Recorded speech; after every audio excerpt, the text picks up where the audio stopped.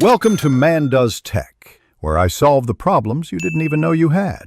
In this video, I will explain how to process ashwagandha root.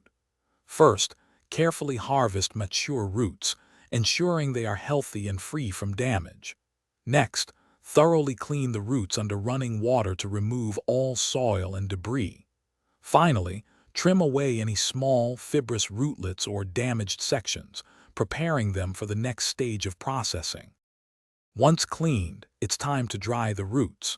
If you have larger roots, slice them into smaller, uniform pieces to ensure even drying.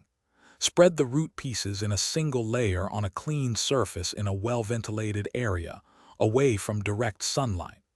Allow them to air dry completely, which can take several days, ensuring no moisture remains to prevent mold. After the roots are thoroughly dry and brittle, they are ready for grinding. Use a high-quality grinder, such as a coffee grinder or a spice mill, to process the dried roots into a fine, consistent powder. This fine texture is ideal for various uses. Store the finished ashwagandha powder in an airtight container in a cool, dark place to maintain its potency.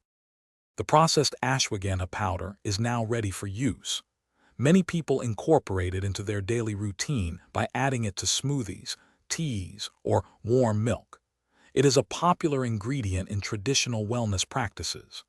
Remember, while ashwagandha is widely used, it's always a good idea to consult a healthcare professional for personalized advice on dosage and suitability for your needs.